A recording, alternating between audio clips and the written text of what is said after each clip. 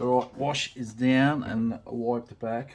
Last video I showed you applying the wash in here, and I used a small brush and was using it like a pin wash. I ended up liberally brushing all over it. It is a helicopter and they get dirty, so I did that. The flat areas I wiped out with paper towel, and the ceiling, because it's got the raised sections and recessed squares, I used a cotton bud to wipe it out, and I've given it, when it was dry, white back, then I gave it a coat of flat clear.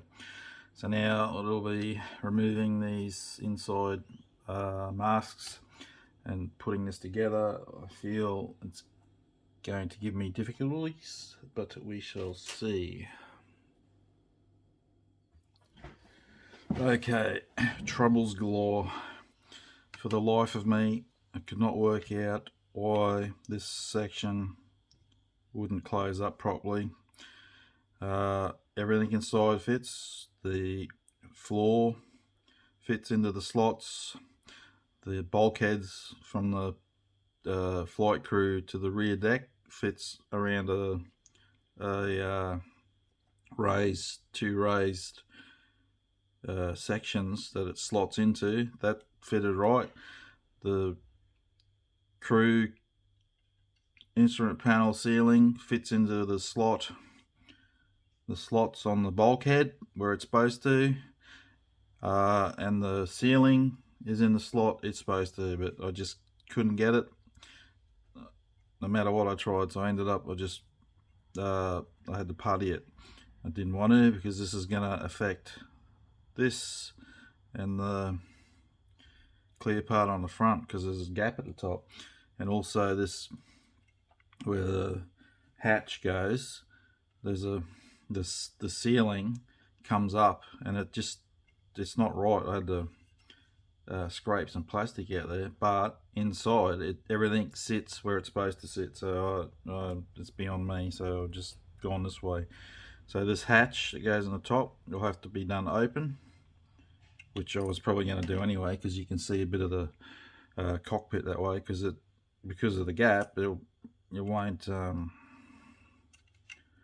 fit flush. You'll have a gap. It's not huge, but it's noticeable. This is the engine cover.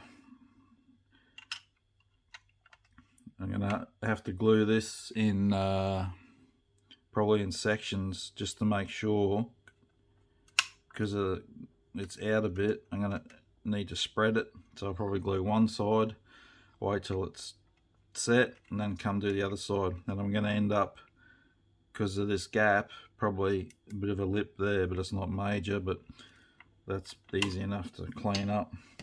I've put on the masks. A couple of them didn't fit properly, so I've used a bit of Tamiya tape. I've had a dry fit of this. It's actually not too bad. Same again, I'm going to have to glue it in sections though, just to make sure that it sits, but that's flush, but I just got to make sure I get it all best I can. Underneath I'm probably going to need a little bit of,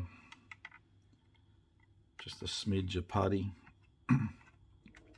But to be fair, I was concerned about the fit of this from the word go, because it's a huge clear plastic part fitting on the fuselage. This is always a worry, no matter whose kit it is. So that's where I'm at. Also, there's no mention of nose weight in the kit on the instructions, and I'm not sure. It'd probably be alright, because the wheels are fitted right back on this one, so it's nose heavy, but I might put a bit of lead in there to be on the safe side, because you're not going to see it anyway. I'll see how I go. Okay, so after some cleanup, sanding and priming, the top is cleaned up pretty good. So now it's going to be cleaning up the rest of the seam lines along the fuselage and rescribing panel lines and rivet details. So I just thought I'd show what I ended up fixing this up. So it's turned out pretty good.